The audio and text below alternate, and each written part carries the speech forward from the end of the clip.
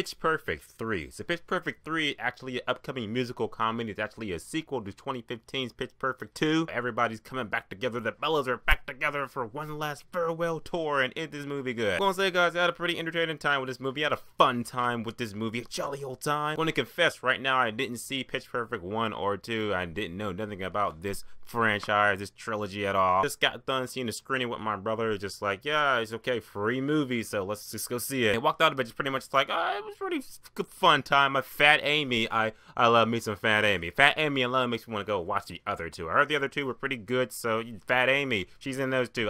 Yeah. And the music was good in this movie too. As far as musicals go, usually musical numbers and movies make me just like, oh god, where's this gonna end? But a lot of them songs in the movie I actually liked a lot. Matter of fact, one of the songs they open up with is Britney Spears' Toxic. Never heard that song ever. I know I'm so far behind. What's wrong with me? But I heard the Bellas sing Toxic today, and I was just like, you know what? Gonna go on YouTube and download that shit right now. Too late, already got it. With that being said, look at the pros and cons. I believe that Pitch Perfect 3 is in theaters this Friday. If you want to take a chance to go see it this weekend, if you like the first two, then I think you'll like this one too. Here we go. Why? About adding the movie, the cast is pretty functional. I did like them from the ones I can remember anyway. And like I said, our main two people, Kenna Endrick and Rebelson Wilson, they are the best. They're good. You didn't have to follow their character, but we'll say the Bellas as a whole and everything. When they're a whole, some people, they do shine, they have their moments. Others just kind of like fall in the background, just like that there were more people in there.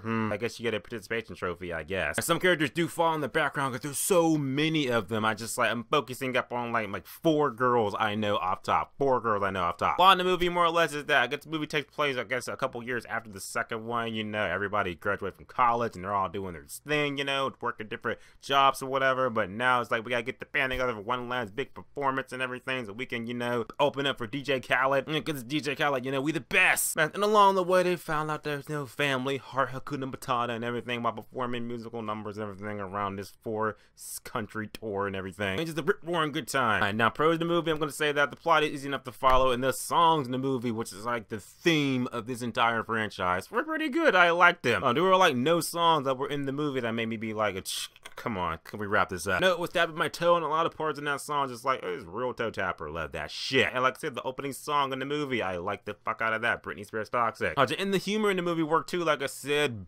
Fat Amy, I love her a lot. From her comedic dialogue, which is just so on point and so spot on, I'm just like, yes, Fat Amy, I want to see more of you. Matter of fact, they did a spin-off of her, I'd be for that. Now, cause in the movie, I will say that there are a couple unnecessary subplots in the movie just to pad the runtime, because we need to make this movie an hour and a half long. And some of the humor in the movie, while it did work at some parts, other it did not. It felt really cheesy, really flat, and it just like, it felt very ham-fisted, like it was kind of forced a little bit. You know, pull it back. And I will say it's like very predictable in parts. Like I pretty much knew how this movie was going to end in the first 15 minutes. Just like, okay, I know how it's gonna go. I've seen this movie done, I've seen this story done plenty of times, so nothing surprising there. But it does have that heart to it, and I guess that's what it's all about. Good number top. With that being said, like I said, Pitch Perfect 3, I didn't see the first two, but I enjoyed this one for what it was. Good music, good comedy, and everything. I love Fat Amy, and yeah, I would recommend it. With that being said, I'm gonna say that Pitch Perfect 3 for me is a 7 out of 10, which is worth seeing at matinee. And as always, guys, subscribe. Until next time.